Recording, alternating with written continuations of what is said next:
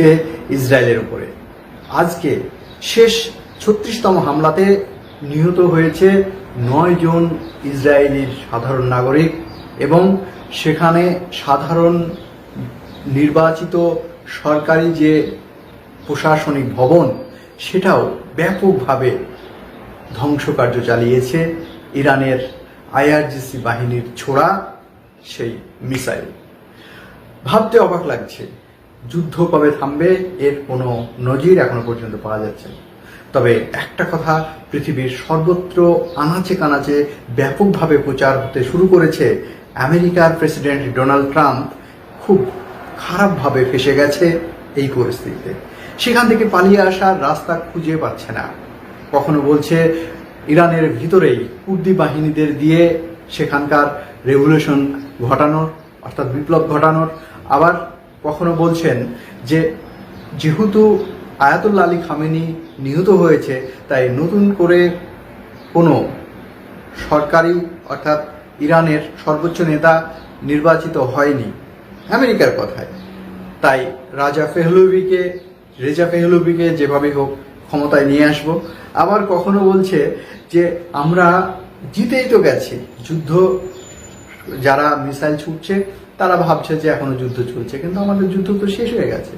অর্থাৎ এই হঠকারী সিদ্ধান্ত আর প্রেসিডেন্ট ডোনাল্ড ট্রাম্পের নিত্য নতুন কথাবার্তায় যে অসঙ্গতি, সেই অসঙ্গতি থেকেই গোটা পৃথিবী এখন ভাবতে শুরু করেছে আমেরিকা তাহলে যে ব্যাপকভাবে ফেঁসে গেছে, নির্মম করুণভাবে ফেঁসে গেছে, ইরান যুদ্ধ থেকে পালিয়ে বাঁচার কোনো রাস্তা নাই। কেননা আপনারা জানেন বিগত যে 12 দিনের যুদ্ধ হয়েছিল 2025 সালে, সেখানে শুধুমাত্র কাতারের আলুদের বিমান ঘাঁটিতেই হামলা চালিয়েছিল ইরান, যেটা মার্কিন বিমান ঘাঁটি। কিন্তু বর্তমানে যতগুলো বিমান ঘাঁটি আছে সেটা বাহরাইনে হোক কিংবা সৌদি আরব, কাতার, কুয়েত, কোনো জায়গায় বাদ দেয়নি। অর্থাৎ মধ্যপ্রাচ্যে যতগুলো বিমান ঘাঁটি আছে মার্কিনী বিমান ঘাঁটি, প্রত্যেকটা বিমান ঘাঁটি লক্ষ্য করেই বিমান হামলা, মিসাইল হামলা, ড্রোন হামলা চালিয়েছে ইরান। তাই স্বাভাবিকভাবেই এই যুদ্ধে গত যে 2025 সালের যুদ্ধে একা যুদ্ধ বিরতি ঘটিয়ে প্রেসিডেন্ট ডোনাল্ড ট্রাম্প বলেছিলেন যে আমরা শান্তি চুক্তি করেছি ইত্যাদি ইত্যাদি, বা ইরানের মধ্যে যে পারমাণবিক অস্ত্রাগার সেটা ভেঙে তছনছ করে দেওয়া হয়েছে, সেখানকার বিজ্ঞানী মারা গেছে, অতএব সেখানে আর তারা পারমাণবিক ইউরেনিয়াম সংরক্ষণ নেই, ভবিষ্যতে আর পারমাণবিক অস্ত্র তৈরি করতে পারবে না। কিন্তু প্রশ্ন এখানেই সবচাইতে বড়, পারমাণবিক অস্ত্র যদি যেখানে তৈরি হয়, যে ইউরেনিয়ামের যে রেডিয়েশন, সেই রেডিয়েশন মানে ধ্বংস করার পরে যে রেডিয়েশন সেটা বাতাসে বা উপরে উঠে আসার কথা ছিল। যদি সত্যি 2025 সালে পারমাণবিক অস্ত্র কারখানা ভেঙে গুড়িয়ে দেওয়ার সক্ষমতা আমেরিকার হাতে, ইসরায়েলের হাতে ছিল এবং সেটা যদি শেষ করে দিয়ে থাকে, তাহলে এরকম কোনো নজির নেই যে আমেরিকা কোনোভাবে বলতে পারেনি বা সর্বোচ্চ জাতিসংঘ বলতে পারেনি যে ইরানের যে পারমাণবিক অস্ত্র কারখানা সেটা ভেঙে গুড়িয়ে দিতে পেরেছে। তাই স্বাভাবিকভাবে তাকে 2026 সালে হঠাৎ করে আবারও হামলা চালাতে হলো। কিন্তু সেই একই অবস্থা, 2025 সালে যে ঘটনা 2026 সালেও সে একই ঘটনা, কিন্তু ঘটনাটা এক হলেও ভয়াবহতাটা একটু আলাদা। সর্বোচ্চ নেতা আয়াতুল্লাহ আলী খামেনিকে নিহত করেছে। তাহলে এই কোটি কোটি অর্থাৎ মিলিয়ন ডলারের যে যুদ্ধ জাহাজ বা মিসাইল বা এই ধরনের জেরাল্ড ফোর্ড, USS আব্রাহাম লিঙ্কনকে নিয়ে এসে যেভাবে ভীতি সন্তুষ্ট করা বা ইরান একটার পর একটা মিসাইল ছুড়ে এখনো পর্যন্ত অলরেডি 35তম মিসাইল অ্যাটাক, ড্রোন অ্যাটাক হয়ে গেছে, সেখানে আজকে পর্যন্ত অলরেডি 9 জন ইসরায়েলি নিহত হয়েছে মিসাইলের আঘাতে।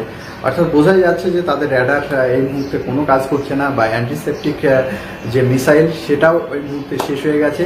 বিশেষজ্ঞ মহলরা মনে করছে যদি এই যুদ্ধ আরও 15 থেকে 20 দিন যদি চালিয়ে যায়, তাহলে তাদের অ্যান্টিসেপটিক মিসাইল তো এমনিতেই শেষের দিকে, র্যাডার সিস্টেম সম্পূর্ণ অকেজো হয়ে গেছে। হাতে পায়ে ধরে ইরানের সমস্ত শর্তে রাজি হয়েই কি আগামী দিনে যুদ্ধবিরতি হবে, এটাই দেখার বিষয়, এই মুহূর্তে সবচাইতে গুরুত্বপূর্ণ বিষয়। সুপ্রিয় দর্শক, যে বিষয়টা আপনাদের সামনে বলছিলাম যে আপনারা জানেন যে আমেরিকা দীর্ঘদিন দাবি করে আসছিল যে আমরা ইরানের সমস্ত পারমাণবিক শস্ত্র তৈরি করার যে কারখানা সেগুলো সম্পূর্ণ ধ্বংস করে দিয়েছে, কিন্তু বাতাসের রেডিয়েশন বা যেগুলো উঠে আসার কথা ছিল সেরকম কোনো কিছু হয়নি। অর্থাৎ এই থেকে বোঝা যাচ্ছে যে ইসলামের বিজয় শুধুমাত্র সময়ের অপেক্ষা। এটাই বলতে চাইছে ইরানটা প্রচুর শক্তিশালী এবং কি বলবো, ওদের যে মনোবল সেটা বোঝাই যাচ্ছে।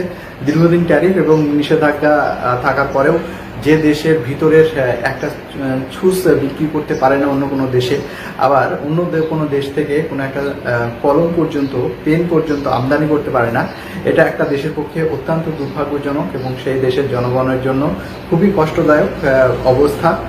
সেই প্রতিকূল অবস্থা পার করে এসেছে ইরান। তাই এই সময় যে যুদ্ধটা ঘটছে তাদের ক্ষেত্রে তারা বলতে চাইছে যে যুদ্ধ হচ্ছে আমাদের কাছে এই মুহূর্তে অত্যন্ত আশীর্বাদ হিসাবে ফিরে এসেছে। যদিও ইরানিরা সবসময় শহীদের মর্যাদাতে মৃত্যুবরণ করার জন্য তারা সবসময় প্রস্তুত আছে। তারা সবসময় মনে করেন, আপনারা জানেন হজরত মোহাম্মদ সাল্লাল্লাহু আলাইহি সাল্লামের সবচাইতে কাছের একজন মানুষ এবং সবচাইতে বিশ্বস্ত যিনি ছিলেন, এবং আপনারা জানেন যে হজরত মোহাম্মদ সাল্লাল্লাহু আলাইহি সাল্লামের সবচাইতে কাছের যে সেনাপতি ছিলেন তার নাম হজরত আলী। সেই আলীকে অনুসরণকারী অর্থাৎ হজরত হোসেন এবং হজরত হুসেনের বংশ অনুক্রমিক হিসাবেই তারা নিজেদেরকে পরিচয় দেয়। তারা নিজেদেরকে এজিদের বংশ হিসাবে পরিচয় দেয় না। তাই স্বাভাবিকভাবে তারা মনে করে যে আমরা যেহেতু হজরত আলীকে অনুসরণ করি, হজরত আলী তিনি শহীদের মৃত্যুবরণ করেছে এবং তিনি বলে গেছেন যে শহীদের মৃত্যু হচ্ছে সবচাইতে সম্মানের মৃত্যু পৃথিবীতে। ইসলাম ধর্মে অবলম্বী মানুষ কিন্তু এটাও মনে করে, সেটা শিয়া সুন্নি না, সেটা হজরত মোহাম্মদ সাল্লাল্লাহু আলাইহি ওয়াসাল্লামও বলেছেন যে শহীদের মর্যাদায় মৃত্যু হচ্ছে সবচাইতে সম্মানজনক মৃত্যু। এবং আমার মনে হয় প্রত্যেকটা দেশের সার্বভৌমত্বেও এটা ব্যাপক হারে প্রচলিত আছে যে শহীদের মর্যাদায় যদি কোনো ডিফেন্স কর্মচারী অথবা কোনো সর্বোচ্চ কর্মকর্তা যদি মৃত্যুবরণ করেন যুদ্ধক্ষেত্রে, তাকে শহীদ বলা হয়। শহীদ হচ্ছে পৃথিবীর সবচাইতে মর্যাদাময় একটা মৃত্যু। সেই মৃত্যু বরণ করেছে হজরত আলী। স্বাভাবিকভাবেই আমরা যদি সেই যুদ্ধক্ষেত্রে মৃত্যুবরণ করি আমাদের ক্ষেত্রে সবচাইতে মর্যাদাপূর্ণ হবে, আমাদের জীবনের সমাপ্তিটা খুব সুন্দরভাবে হবে। এই কথা তারা অনুসরণ করে, এই কথা তারা ভাবে, সেই পথেই হেঁটেছেন সর্বোপরি শেষ যিনি হজরত মৌলানা আয়াতুল্লাহ আলী খামেনি, হজরত আয়াতুল্লাহ আলী খামেনি, তিনি কিন্তু সেই পথে অনুসরণ করেছেন।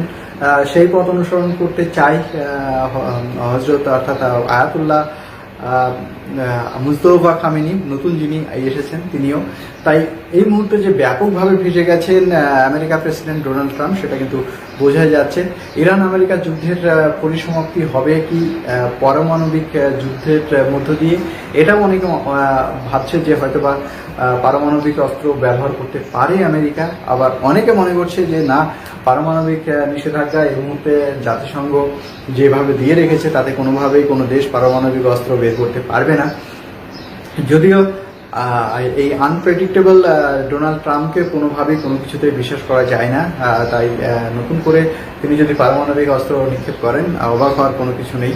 যুদ্ধের প্রথমেই আমেরিকা এবং ইসরায়েল যতটা দৃঢ় দুর্দান্ত প্রতাপের মতো আক্রমণ শানিয়েছে, একদম ভেঙে চুরমার করে দিয়েছে, প্রথম সারির নেতা মন্ত্রী থেকে শুরু করে আয়াতুল্লাহ আলী খামেনিকে পর্যন্ত নিহত করেছে।